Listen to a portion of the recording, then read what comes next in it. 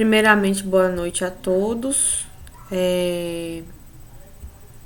Nossa aula de hoje, ela fala justamente da questão da prevenção quaternária na atenção primária à saúde, tá?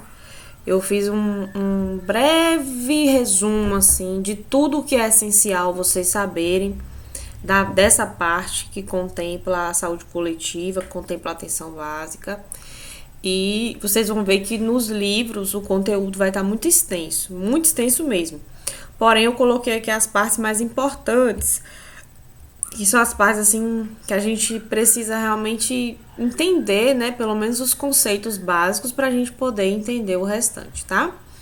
Então, aqui tem a prevenção quaternária, que a gente vai ver aí um quebra-cabeça, né? Com a questão do prevenir e remediar. Se vocês assistiram os vídeos, vocês viram que a prevenção quaternária ela tem um conceito bem diferente do que é prevenção primária, secundária, terciária e depois a quaternária. Porém, a gente vai dar uma revisadinha, tá? No que são realmente essas... Deixa eu aceitar aqui o colega que tá entrando. No que são realmente essas visões e tal, e essas prevenções, tá? Deixa eu voltar aqui.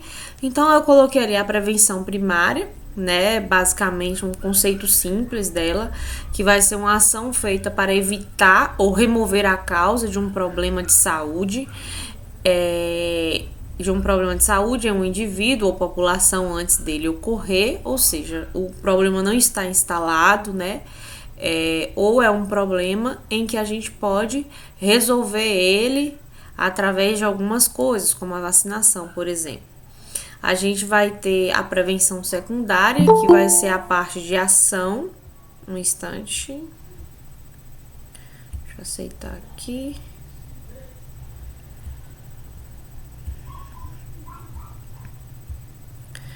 A gente vai ter a prevenção secundária, que vai ser justamente a ação feita para prevenir o desenvolvimento de um problema de saúde, desde os estágios iniciais no indivíduo ou população. Normalmente está muito associado também às questões do câncer, dos tipos de câncer, das situações que já existem ou não existem, tá? Aquelas que estão em estágios iniciais, a questão das metástases também envolve isso. A prevenção terciária, que é a ação feita para reduzir o efeito ou prevalência de um problema de saúde crônico em um indivíduo ou população. Por exemplo, os hipertensos, os diabéticos, aquelas pessoas que têm doenças crônicas instaladas há bastante tempo. Então, a gente já chama de prevenção terciária. Principalmente aquelas pessoas que têm genética na família, tá? E aí a gente vai ter uma prevenção quaternária, que é um termo relativamente novo, tá? Que é a ação feita para identificar um paciente em risco de supermedicalização para protegê-lo de uma nova invasão médica e sugerir a ele intervenções eticamente aceitáveis. Mas o que é isso, pelo amor de Deus? Que diacho de tanta prevenção é essa? Né? Para que eu preciso saber para que eu preciso saber tantas intervenções e tal? Então, quem está perguntando do livro? Professora. Sim. Eu gosto de utilizar muitos artigos científicos, tá? O livro eu coloquei eu uso bastante livro também, porém os livros eu coloquei no plano de aula da gente. Se vocês forem lá naquele plano de aula, logo quando eu iniciei, lá tá todos os livros que eu gosto de utilizar, todas as referências que eu gosto de utilizar, tá? Mas eu gosto de usar também muito artigo científico, eu gosto de usar muito estudo de mestrado também, eu gosto de utilizar, para pegar de algumas coisas. Eu gosto de utilizar também os cadernos, tá? Da atenção básica, eu utilizo muito eles. São muito bons também para estudar algumas coisas, principalmente essa parte de acolhimento que a gente viu, tá? Dentro da atenção primária à saúde. Eu gosto, ele vai ter o caderno de número 28, que ele vai ter o volume 1 e o volume 2, que um é o acolhimento dentro da demanda normal que se espera, né, do planejamento da unidade, e o outro é a questão da demanda espontânea, que é o volume 2. Fora isso, tem vários outros cadernos da atenção básica também que eu utilizo, tá? Então, voltando aqui à nossa aula, dando continuidade, então, basicamente, né, o termo prevenção quaternária, né, ele foi utilizado mais ou menos aí nos meados de 1995, então não é assim um termo muito novo, quer dizer, não é um termo assim muito velho, desculpe, é um termo assim relativamente novo, tá? E ele foi utilizado pela primeira vez numa conferência da Organização Mundial de Médicos da Família, em 1995. Tá? E após 4 anos foi adotada a definição e esta foi publicada da seguinte forma: é uma ação feita para identificar uma pessoa ou população em risco de supermedicalização para protegê-los de uma intervenção médica invasiva e sugerir procedimentos científica e eticamente aceitáveis. Então, quando a gente fala de prevenção quaternária, a gente vai ver que não está relacionado em si ao risco de doenças, mas ao risco de adoecimento iatrogênico, que isso vai ser relacionado principalmente ao uso abusivo de alguns tipos de fármacos, alguns tipos de medicação. Se vocês viram o vídeo que eu postei para vocês mais cedo, vocês viram lá que eles falam da prevenção quaternária de uma forma bem lúdica, bem engraçada até no primeiro vídeo, relatando a situação de um senhor, né, que procura a unidade e que ele quer, porque quer que o médico peça todos os tipos de exames, ele quer porque quer que eu saia dali com medicamento, sabe? E nem toda vez que a gente vai ao médico, a gente necessita realmente de uma intervenção assim, ou necessita realmente de fazer algum tipo... Professora, Oi? Igual lá na UPA, por exemplo, minha filha estava muito gripada e chegou lá com suspeita, né? Enquanto não prova que não seja, né? Assim, tipo, não pode ficar lá junto com as outras pessoas, até provar que não seja Covid. Aí, antes dela saber, a médica lá, ela passou já o protocolo, tipo, ela já passou logo a azitromicina, durante 5 dias para dar. E eu acho muito forte esse antibiótico, né? A gente só toma 3 comprimidos, assim, são 3 dias seguidos. E assim, eu não dei não, aí depois ela fez o teste e deu negativo, quer dizer, eu tomar um tanto de medicamento desse sem estar com a Covid. Então, o que acontece? Esse protocolo da Covid foi um protocolo instituído, né? Foi uma coisa que surgiu no governo mesmo, foi instituído pelo Ministério da Saúde. E todas as pessoas que tivessem sintomáticas de pelo menos 2 ou 3 sintomas deveriam fazer o uso desse protocolo, independente se já soubesse ou não. Caso suspeito, já teria que iniciar esse protocolo. Porém, esses protocolos, eles mudam. Sabe o que é assim, hoje é uma coisa, amanhã é outra, porque é uma doença nova. E é uma doença que a gente ainda não conhece totalmente. Então, infelizmente, isso não acontece só aqui em Santa Maria, acontece no mundo inteiro. Nós que fomos assim, vamos dizer assim, os cobaias dessa doença, né? Infelizmente, seremos as cobaias até realmente se entender qual é o processo dessa doença, o período de incubação realmente dela, que demorou tanto tempo para a gente descobrir, a vacina que demorou esse tanto de tempo, morreram mais de 200 mil pessoas para a gente conseguir realmente instalar, né, uma vacina aí. E mesmo assim, como nenhuma outra vacina, não só essa, as outras vacinas, elas também não têm 100% de eficácia, né? Porque a vacina ela é um imunobiológico, ela tá ali para te ajudar na prevenção, mas a gente também tem que fazer a nossa parte. Mas, Inclusive, os médicos estavam falando, né, sobre isso, sobre esse protocolo. Uns, eles falam, a gente não usa, mas, tipo assim, quem quiser usar, e fica assim, um jogando para cima pro outro, entendeu? A responsabilidade. Um tira das costas, fala que não usa, mas se for de uso, quem quiser usar, que usa. ó, deixa eu, Depende do outro médico, não sei o quê. eu vou falar por experiência própria, tá? Eu tive Covid no final do ano passado. Eu estive em São Paulo, eu fui ver minha mãe em São Paulo. Eu trabalhei esse período todo, não tinha pegado. E aí eu fui em São Paulo, uma festa de família, onde a gente não ia imaginar nunca, não sair de casa, né? E eu peguei e meu esposo também pegou. Meu esposo teve alguns sintomas e ficou bem assim, e eu já tive uns sintomas mais assim, né? Eu perdi o olfato e o paladar, eu fiquei mais de 30 dias com perca de olfato e de paladar.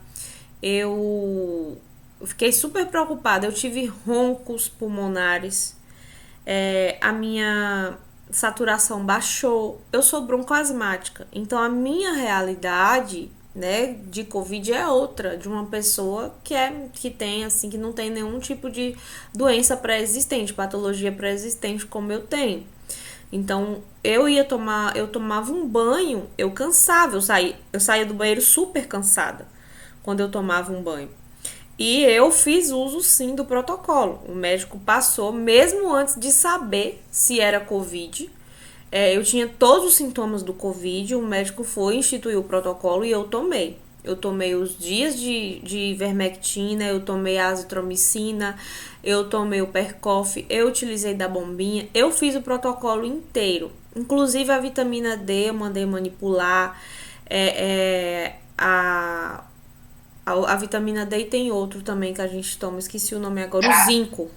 O zinco eu mandei manipular e tomei todos os dias que o médico mandou. E eu, sinceramente, se eu não tivesse tomado a azitromicina, eu acho que eu estaria muito pior. Eu acho que eu não teria Então, indicado é tomar, melhorado. né? Mesmo que não que seja suspeito. Porque minha filha não estava com sintoma nenhum, assim, a não ser muita gripe, mas ela não teve febre, ela não perdeu olfato, paladar, dor de cabeça, nada disso ela teve. Aí já é diferente, né? O protocolo, ele é claro, mas isso é de conduta médica, tá?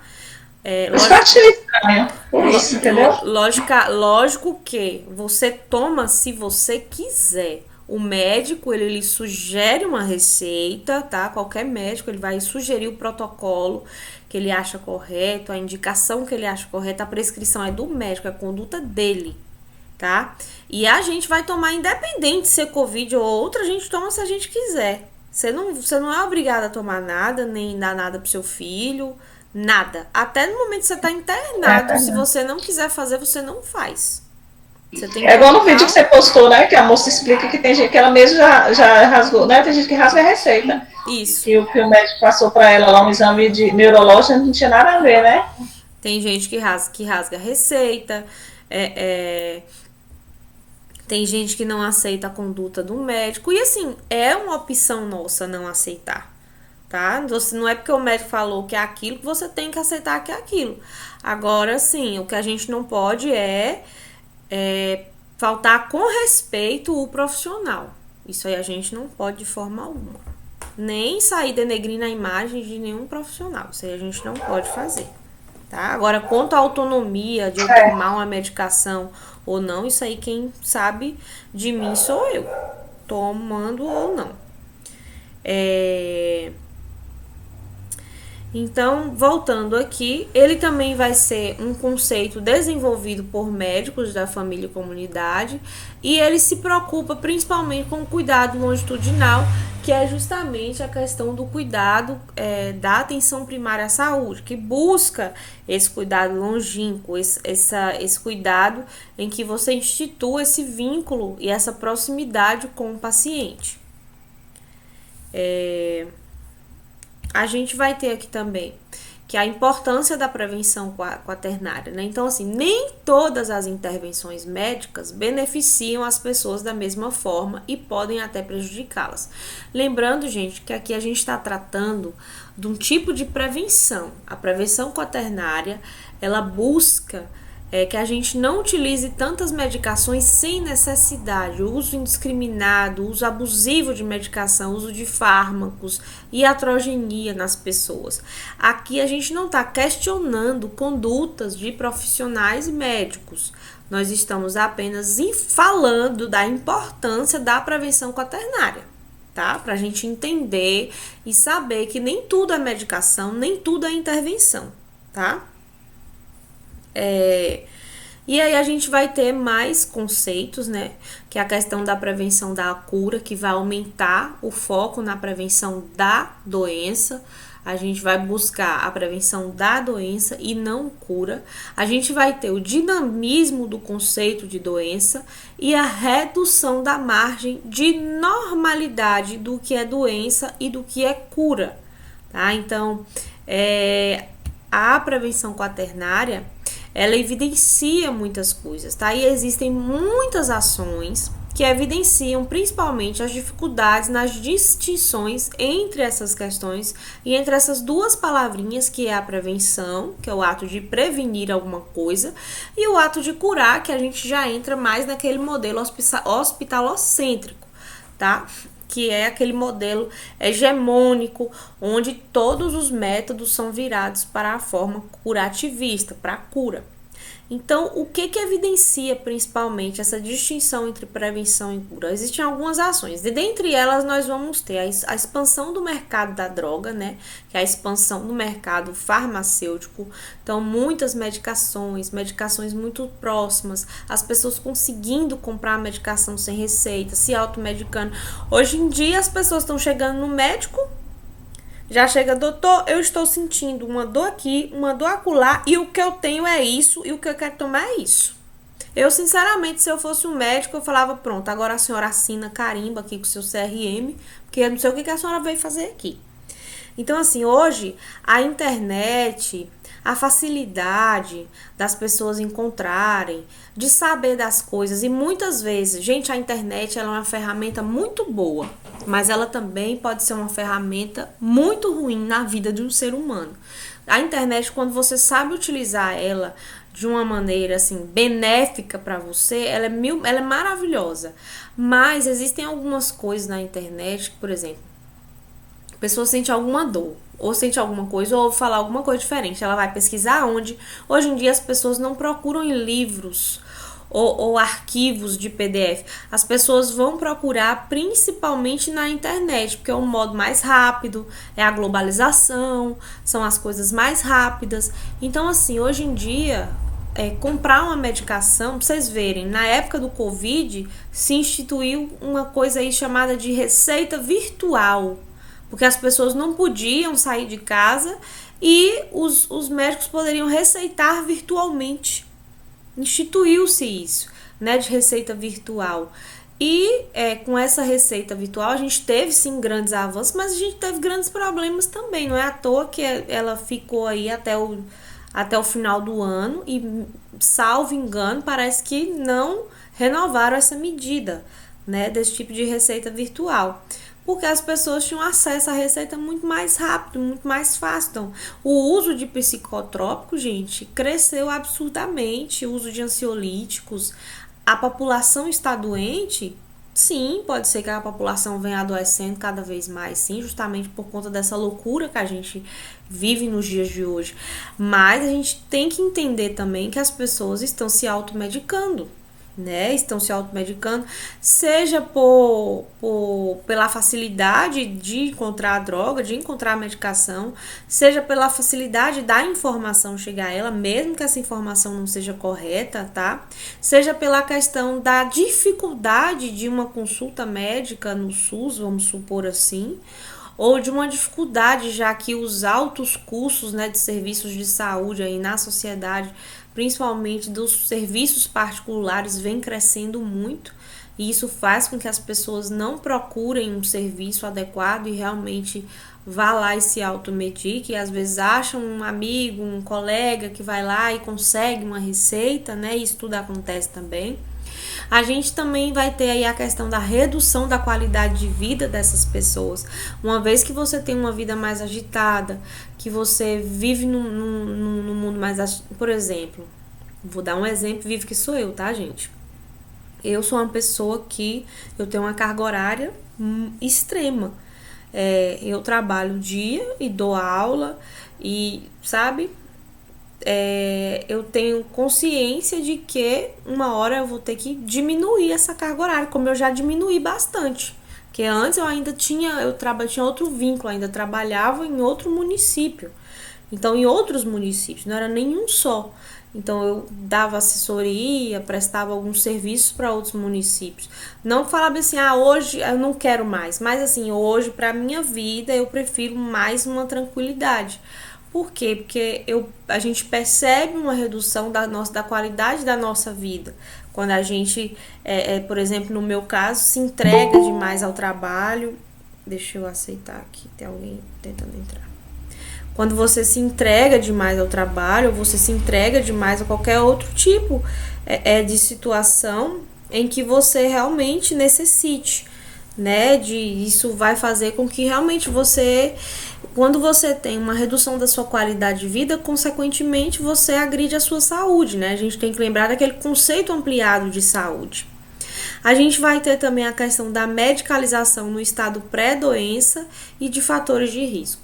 Então, por exemplo, a pessoa, o pai é diabético, ou a mãe é diabética, o pai é hipertenso, sabe? E aí ela já tem um fator de risco para ter aquela doença, mas ela não tem a doença instaurada.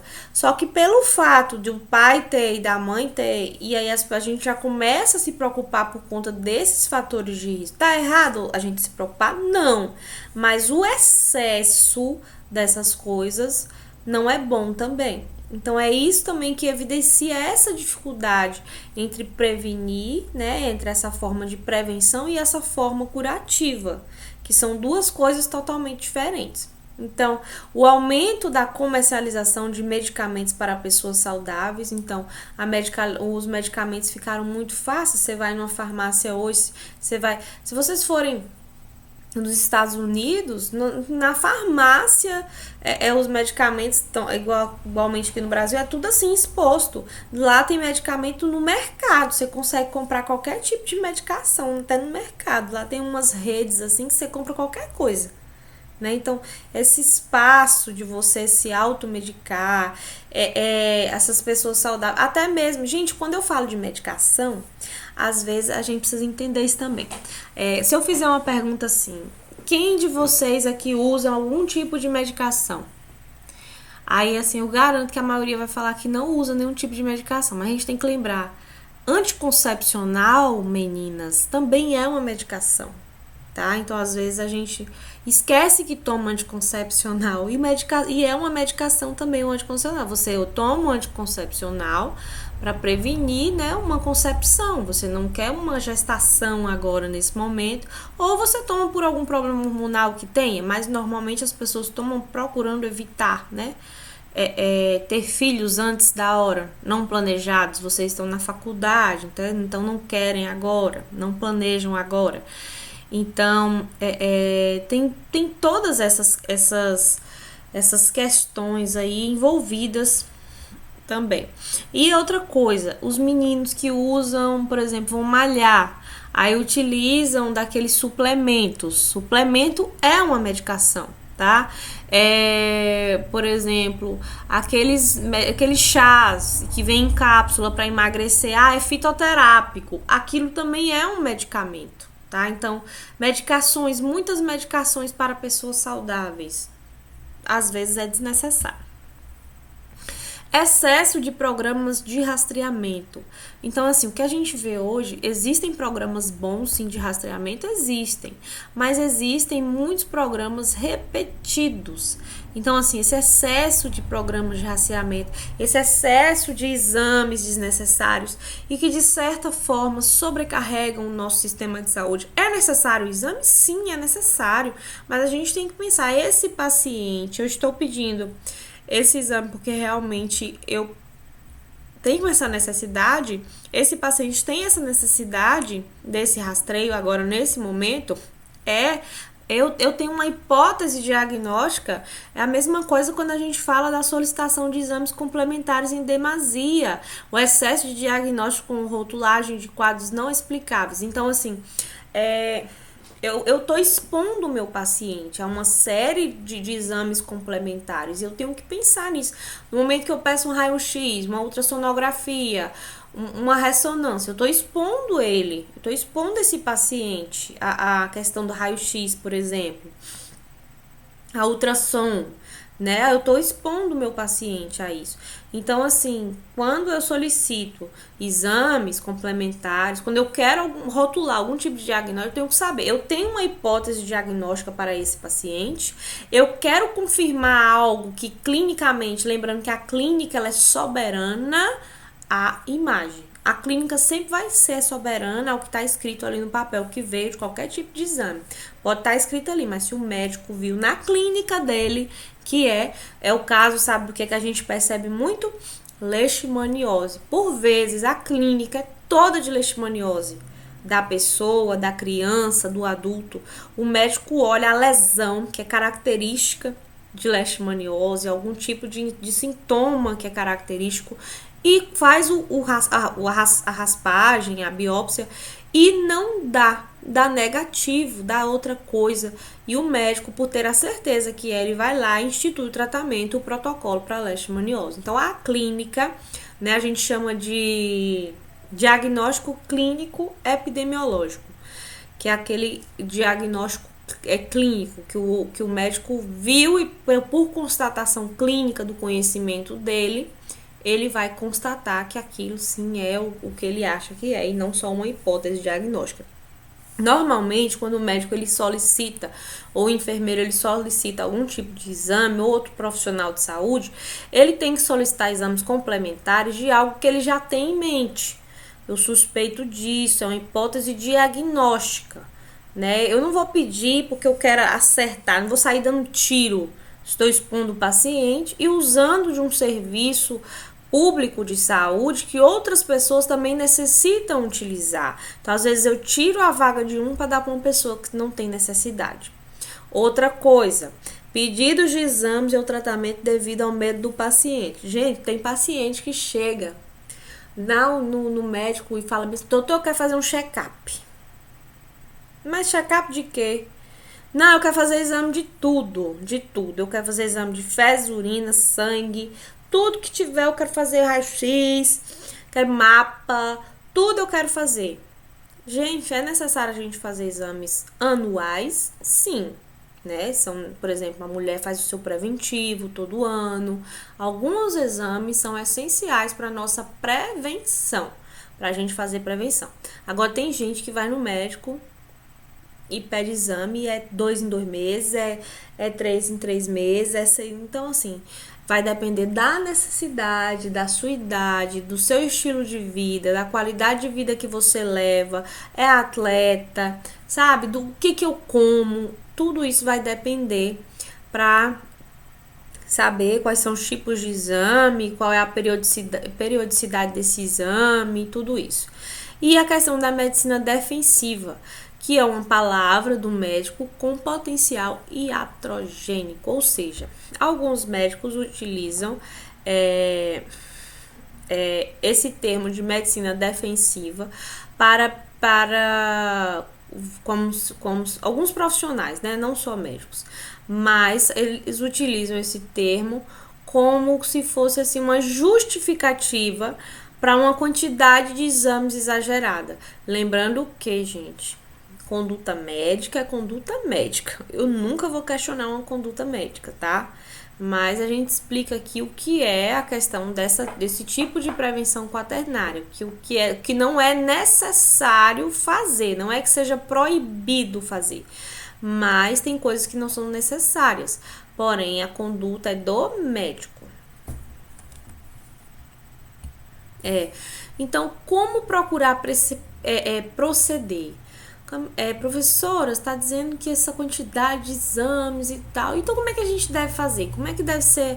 Então, na verdade, gente, não é que tem que ser assim, né? É uma sugestão, tudo é sugerido, tá? Uma vez que a conduta é do profissional, seja ele médico, enfermeiro, fisioterapeuta, nutricionista, farmacêutico, por aí vai. A conduta é do profissional, porém nós sugerimos, né, esperar e ver, ou seja, uma demora permitida. O que é uma demora permitida? É aquela demora que não vai agravar o quadro do meu paciente. Eu não vou fazer uma espera para um paciente que eu sei que esse paciente tem uma hipótese diagnóstica, que eu sei que eu vou pedir o exame e a probabilidade de dar um positivo ali é de, sei lá, 70%, né? Mais de 50% de dar. Então eu vou esperar para quê? Tá? Então, assim, acalmar os pacientes em baixo risco. Então, assim, não alarmar pacientes em baixo risco de ter algum tipo de sequela, algum tipo de doença, né? A gente precisa, tudo bem, tem os fatores de risco, os fatores externos, a qualidade de vida, o estilo de vida que essa pessoa leva, que esse paciente leva, tá? Então, a gente precisa aprender a realmente utilizar daquilo que é necessário, a fazer críticas construtivas e necessárias. Além disso, a gente vai ter as críticas também com relação às campanhas de prevenção desnecessárias ou de benefícios duvidosos, tá? Nós não estamos falando aqui, gente, das campanhas que nós temos conhecimento que estão dentro do nosso Sistema Único de Saúde, mas tem alguns tipos de campanha fora, principalmente de convênios, né, que a gente precisa tomar cuidado. E instruir sempre, né, os nossos pacientes quanto aos fatores de risco genéticos, tá? Então, seu pai, sua mãe, a família inteira morreu de infarto do coração. Significa que você vai morrer de infarto? Não, não significa que você vai morrer de infarto. Mas você tem um fator de risco a mais do que uma pessoa que na família nunca morreu de ninguém de infarto.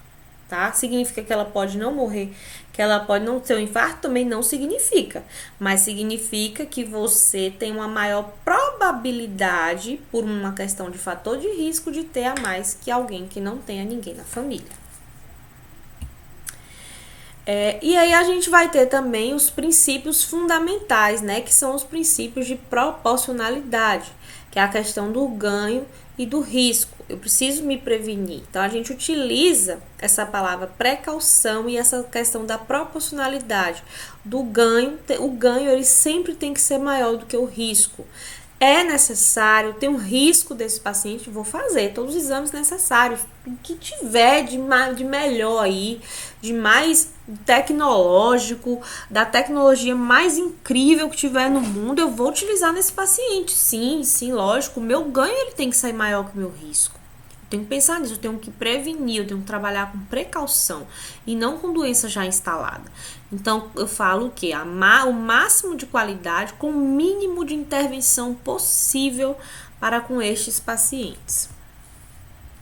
E, principalmente, lembrando-se dos seguintes pontos, né? São os pontos principais aí que a gente vai falar, que é a questão da qualidade, né? Com o mínimo de intervenção, e nós vamos lembrar aí dos seguintes pontos, tá?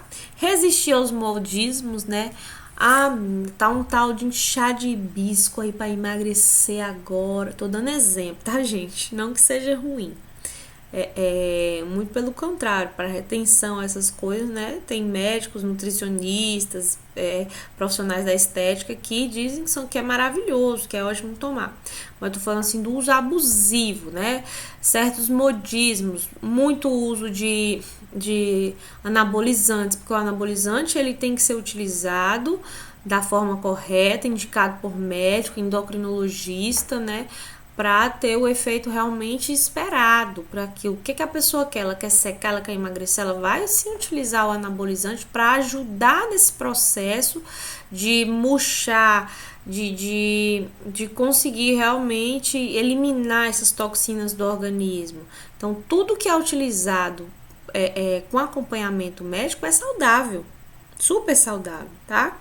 Resistir à corporação profissional tecnológica farmacêutica, né? Então, muitas medicações, muitas coisas muitos laboratórios criando fórmulas mágicas para emagrecer, prometendo fórmulas mágicas que vão te fazer isso, que o seu humor, a questão de mulheres na menopausa, por exemplo, fórmulas mágicas para tirar todos os negócios da menopausa, né?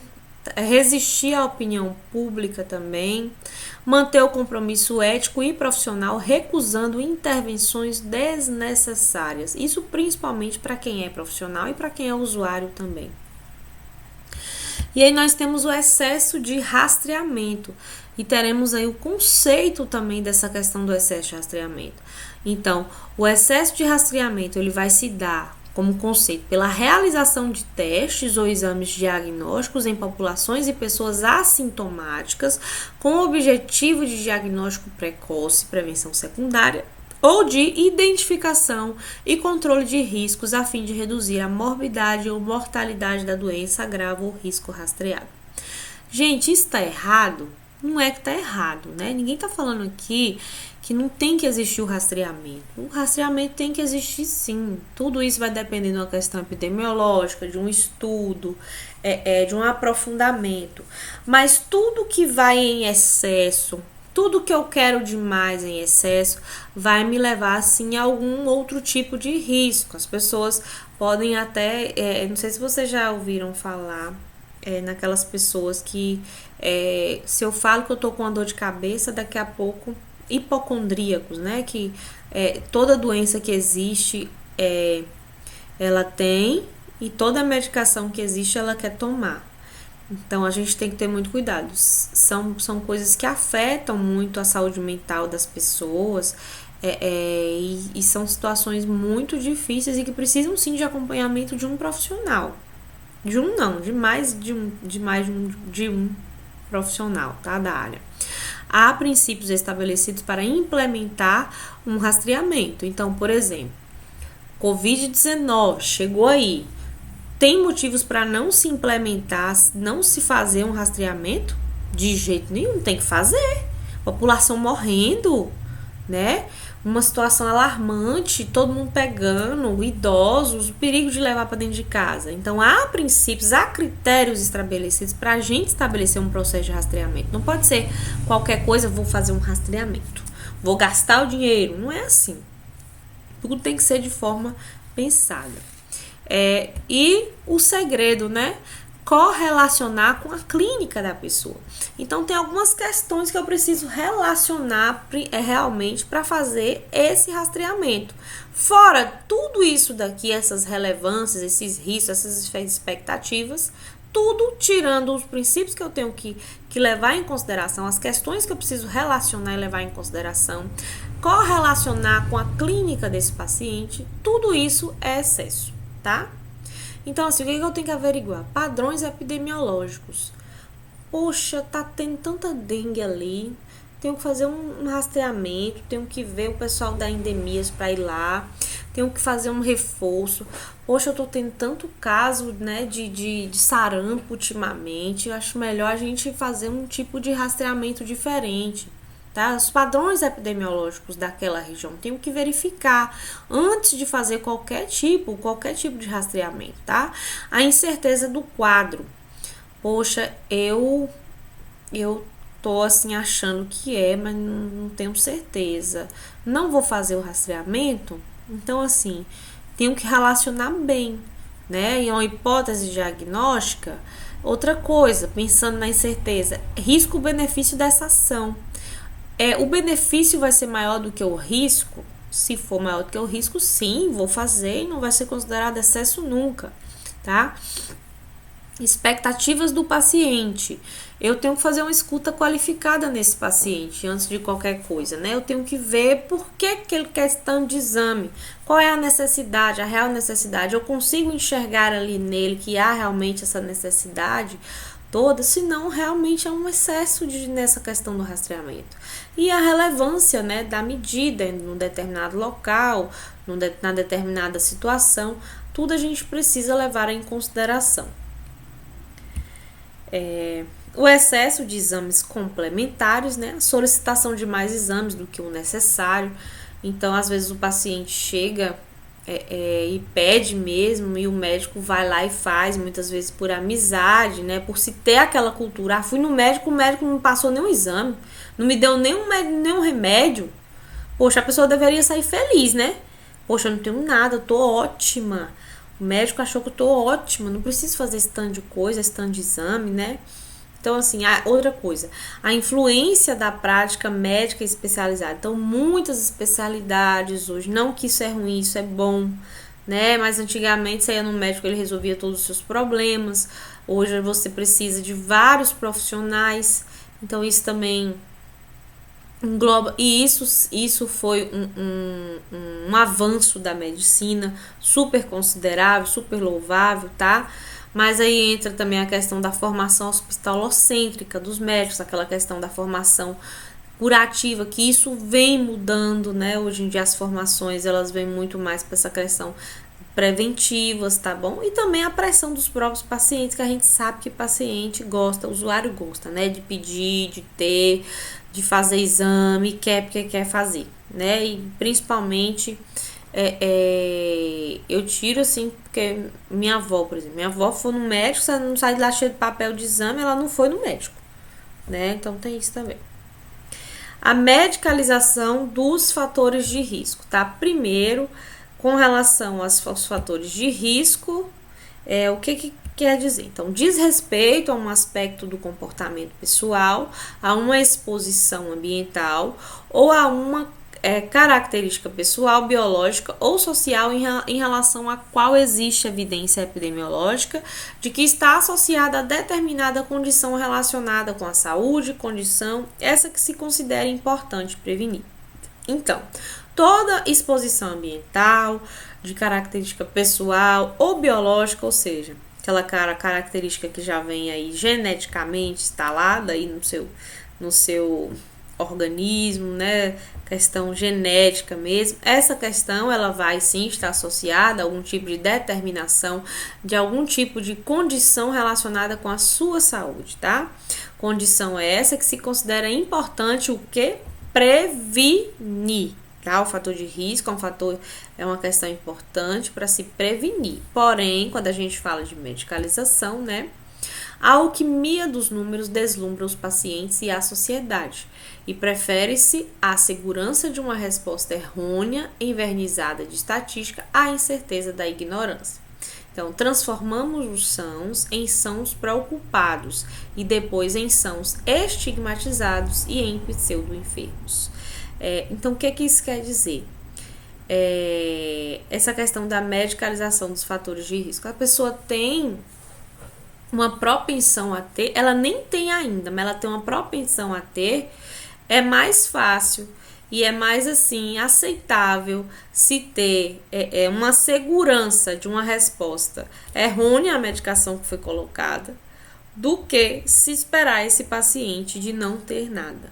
Então é pecar pelo excesso, né?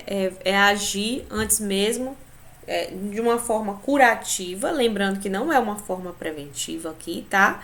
Medicalizar um paciente porque ele possui um fator de risco associado não é prevenir uma doença nele, é tentar curar uma doença que nem existe, é criar um pseudo enfermo. É estigmatizar uma situação. O que é estigmatizar nessa situação?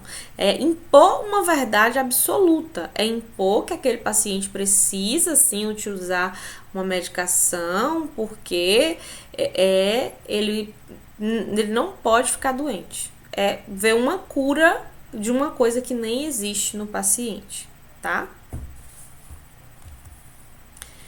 E aqui a gente tem a ação e ciência da prevenção quaternária, que é a aliança de 3 ferramentas importantes para o cuidado clínico, que é a abordagem centrada na pessoa, na autonomia dessa pessoa, no que essa pessoa pensa realmente, o que ela quer, na autonomia dela, centrada nela, no ser que ela é, tanto no ser biológico, como psicológico, como social.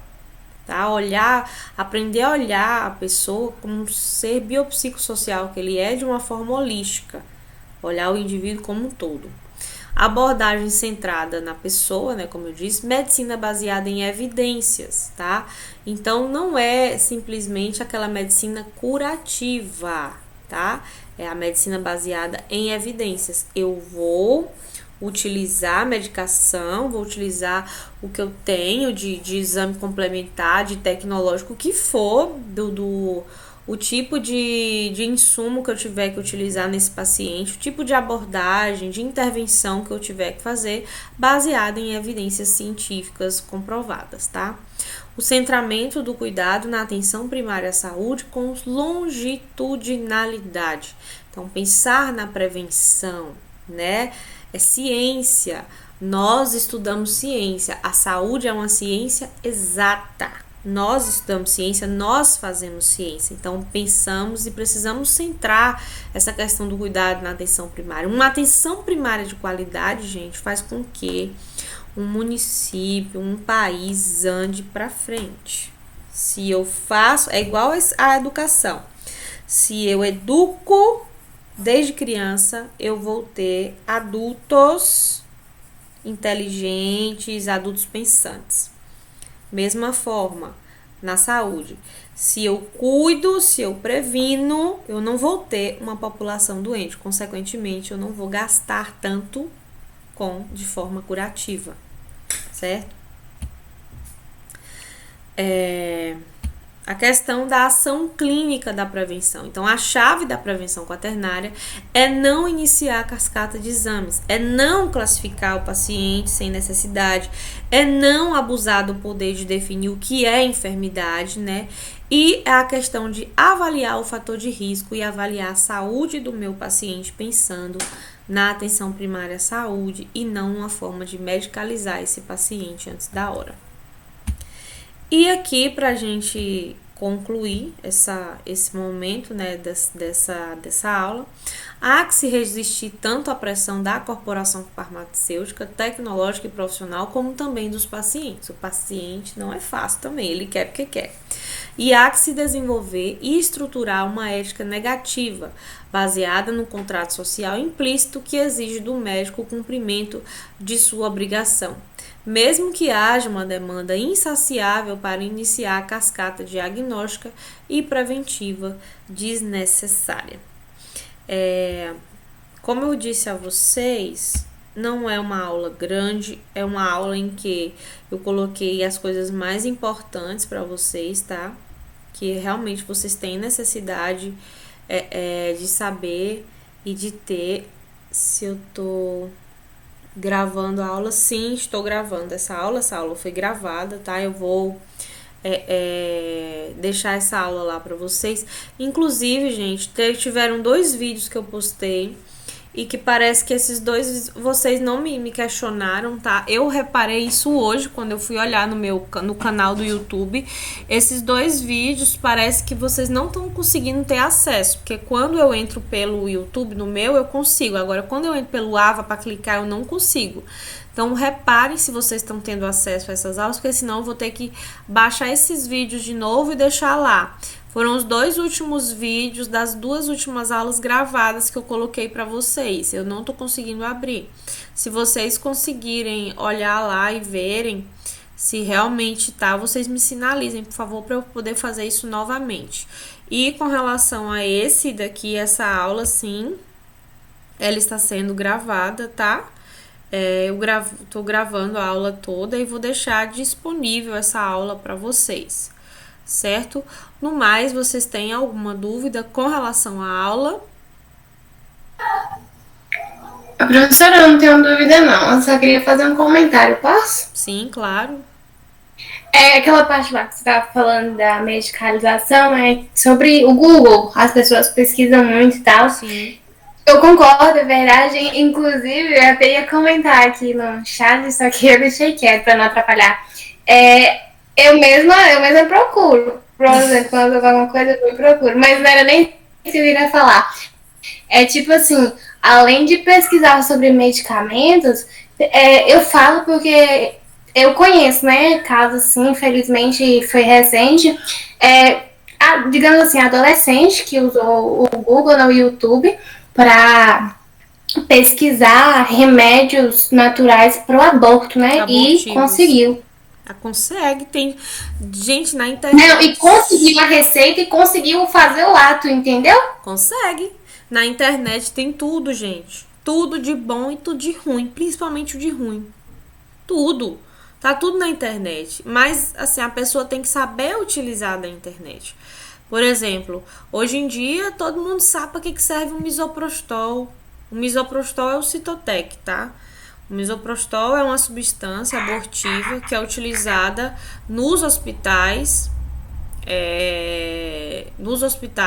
justamente para induzir, por exemplo, o paciente já chegou. Um aborto espontâneo. Isso, com aborto espontâneo. Ou um outro caso que necessite de aborto. Então, vai ser induzido através do Citotec, né, que é a substância do misoprostol. E essa substância ela só é vendida para hospitais. E é uma substância que as pessoas que desejam abortar, elas encontram sim facilmente. Elas conseguem essa substância e utilizam disso em casa. Mal sabem elas que, se utilizarem da forma indevida e a quantidade que não é adequada, ela não vai conseguir fazer esse aborto, ela vai sofrer muito, vai sofrer hemorragia, pode prejudicar a saúde dela e a saúde da criança. Ela pode não conseguir fazer o aborto totalmente dessa criança, pode ter uma infecção generalizada, uma sepse, por alguma coisa ainda ficar dentro, porque não vai fazer a curetagem depois. E ou a criança pode ficar dentro e vir a nascer com problemas seríssimos depois. Mas consegue essa substância como? De forma caseira ou em farmácia? Consegue Não, na mão farmácia não vende, não. de farmacêuticos, não de farmacêuticos em si, mas algumas farmácias vendem sim. Algumas farmácias vendem? Vendem. É porque, tipo, se o povo consegue... Mas é ilegal, não é não? Né? Vendem mesmo, professora. Mas em farmácia ou produzindo caseiro? É ilegal. Maneira, É ilegal, tipo, gente. Mas você consegue. Ó, se vocês colocarem no Google, bem assim, comprar misoprostol, tenho certeza que vai aparecer Mercado Livre, tudo que vocês imaginarem vai aparecer.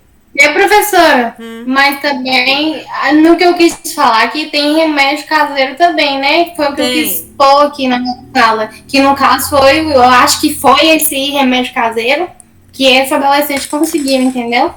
É mais difícil, tá, gente? A dose que ela usou, porque assim, a diferença do remédio para o veneno é só a dose.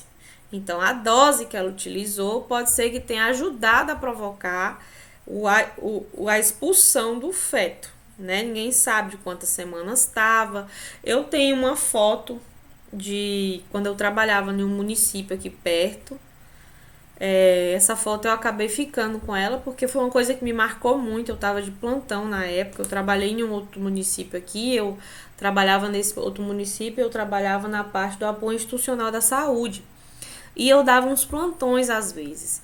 E chegou uma menina de 15 anos nesse plantão meu, com fortes dores abdominais, e a gente achando estranho, e a barriga dessa criança, dessa menina, quando foi olhar, já estava saindo os meninos.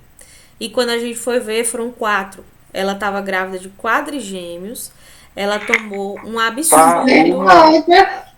Sim, eu tenho essa foto até hoje, de tão assim que eu fiquei abismada com a situação.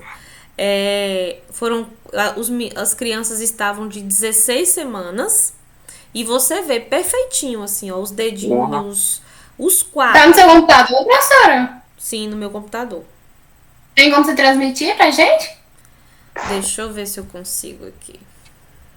Deixa eu só parar de gravar a aula aqui, só um instante que eu esqueci. Tá. Vou parar.